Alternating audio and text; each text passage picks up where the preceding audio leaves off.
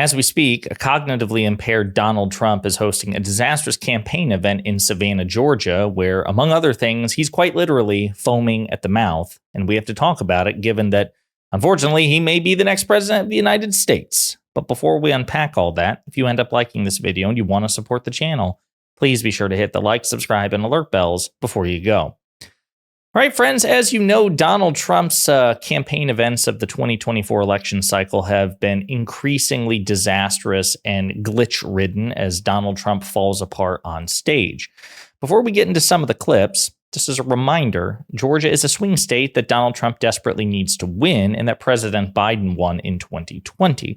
So it's entirely conceivable that Vice President Harris will win it. As a matter of fact, according to 538, Trump is only ahead in Georgia by an aggregate of 1.4 points.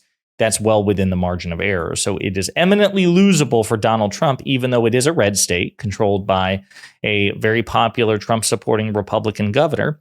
And despite the fact that Trump allies on the election board in Georgia just passed a ridiculous rule, which is being opposed by other Republicans, I might add, because it's so chaotic, that may increase the likelihood that if Trump loses Georgia in the election, it will increase the likelihood that he could challenge and contest the results. And so chaos. The whole thing is just an absolute disaster.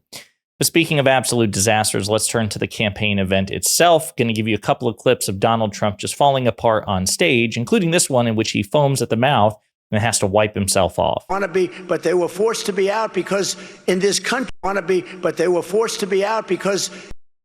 Forced to be out, and he's foaming at the mouth. Oh, God, Donald, this is why the polls show that you trail Vice President Harris in terms of physical and mental fitness. Again, this is something that so many centrists and Trump supporters don't want to deal with, but unfortunately, it is true. Donald Trump is seen as the older, less firm, mentally and physically candidate compared to Vice President Harris. And given that a lot of people were really concerned about President Biden's mental and physical fitness, what's good for the goose is good for the gander, and Trump should be held to the same standard. Some other clips of Donald Trump engaging in some sort of cognitive implosion on stage. It's this, it's not muscle. It's all right there. That's a muscle too, they say. It's this, it's not muscle. It's all right there. That's a muscle too, they say. He just completely contradicted himself. It's this, the brain. It's not a muscle. It's that, well, the brain is a muscle too, they say. No, the brain is an organ, not a muscle. It's just so stupid, right? I mean, he can't help himself. He really can't help himself. He's so incoherent. And every speech, every public outing, he plays so fast and loose. He plays it syllable by syllable. He has no idea what the next syllable will be. You can see it in real time. He's also so deluded that he's still trying to convince the American people, even though the polls reflect otherwise, that he somehow destroyed Vice President Harris in their debate. I say it all the time. I said it during the debate, where, by the way, we absolutely destroyed her, except for the fakers on a microphone. Oh, she did very well tonight. She did very well. She did very well. She couldn't put two sentences together. Take a look at her answers. And it was 3-on-1, too. ABC ought to be ashamed. It was 3-on-1. Again. Yeah. No? This is Donald Trump. This is Donald Trump, of all people, saying that Vice President Harris can't put two sentences together. A guy, again, who's visibly falling apart on stage, is trying to persuade his supporters that actually it's Harris. Harris is the one struggling to compute sentences and to process them, which is ridiculous given Trump's own rhetorical track record. He's as gaffe-prone and as gaffe-ridden as anybody. And again, I just keep going back to the polls have made this abundantly clear, where more Americans than not think that Donald Trump isn't competent to be president compared to the vice president. So where is he drawing this from? I'll also point out he's bragging about not being on a teleprompter. Isn't it nice, by the way, to have a president that doesn't need a teleprompter? Isn't it nice? Because isn't it?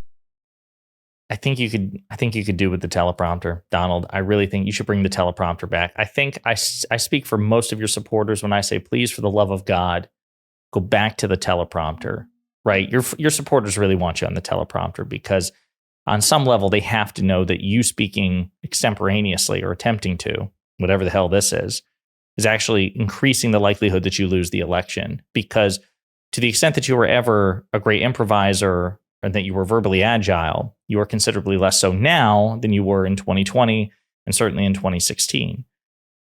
But he's engaging in that sort of behavior that Republicans typically do, where every accusation is a confession. So he knows he doesn't do well off the teleprompter. He knows that Chris LaSavita, Chris Sununu, most of his campaign staff and most of his high-profile supporters are begging him to stay disciplined, and that, for Donald Trump, involves religiously devoting oneself to a teleprompter. But reportedly, Donald Trump also struggles with literacy, so I suppose it makes sense that he's shy on the teleprompter and that he's intimidated by the teleprompter. Another clip. If I then refute them, Marjorie, if I say that's not true, and just give a few seconds and people understand it, they say he fell into a trap. No, if they say bad about me, I got to refute it. I do it quickly, but I refute it. As soon as I refute, oh, he fell into a trap. Why would I let her say something bad about me and let it stand out there? If I don't refute it, people are going to think it's true. These people are the worst.